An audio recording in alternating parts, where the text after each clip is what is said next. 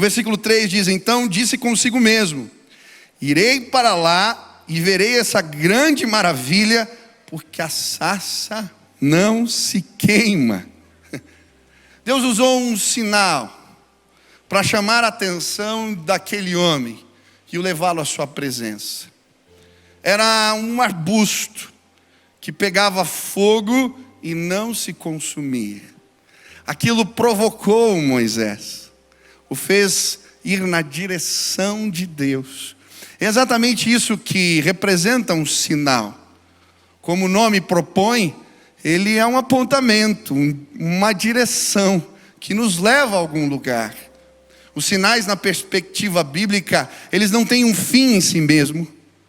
O objetivo de Deus operar sinais e maravilhas é nos levar ao lugar da sua presença. E sabe, o próprio Moisés, diante daquele evento, daquele sinal que ele não sabia explicar, ele vai o chamar de grande maravilha. Mas como é que Deus usa estes sinais e maravilhas para nos levar à sua presença? O que a experiência de Moisés nos ensina sobre esse instrumento? Como eles cumprem os propósitos de Deus?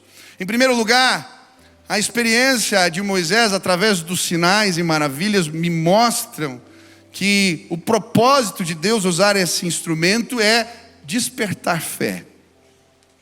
Primeiro, a fé no coração de Moisés é despertada. Ele está lá, já um homem idoso, cuidando das ovelhas do seu sogro. Ele não tem expectativas de que sua sorte seja mudada. Mas quando ele vê aquele sinal, e Deus se revela a ele, a fé é despertada no seu coração. E não apenas a fé é despertada no coração de Moisés, mas do povo de Deus. Porque quando ele vai para o Egito, e Deus começa a operar sinais e maravilhas, e vem as manifestações das pragas, o derramamento do poder de Deus ali, aquele povo que não acreditava que podia ter uma sorte diferente, agora acredita na terra que mana leite e mel. Acredita que Deus pode mudar a condição deles de escravos para homens livres. Se não bastasse, os sinais também servem para confirmar o chamado de Moisés. Enquanto Deus dá um direcionamento, ele se pergunta como, de que maneira, de que forma. O Senhor então usa de sinais e maravilhas para confirmar o chamado dele. Põe a mão debaixo da capa, ele tira, está leprosa. Põe a mão de novo, ele tira, está sã.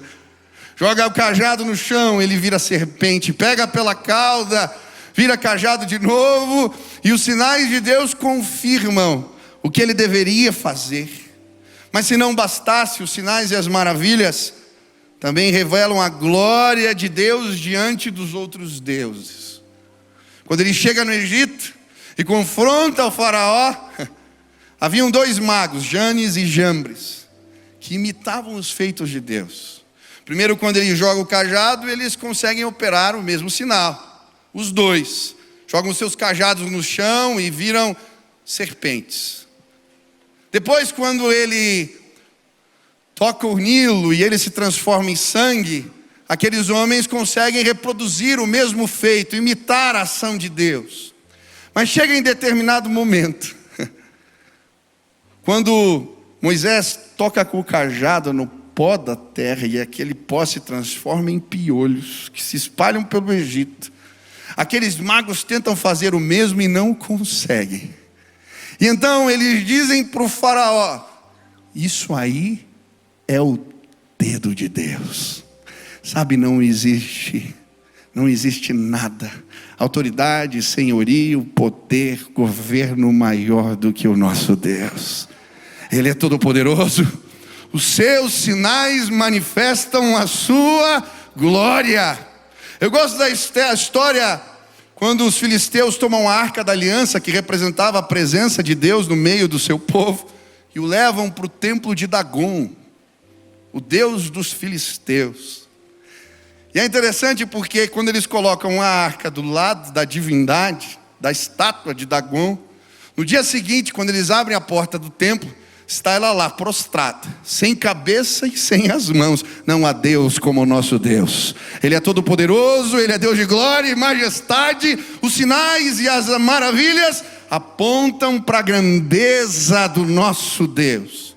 Estou lançando o meu canal no YouTube e queria te convidar para se inscrever. Toda semana, conteúdo novo, mensagem nova, uma oportunidade de você crescer no conhecimento da palavra de Deus. Se inscreve, participe, que Deus abençoe sua vida.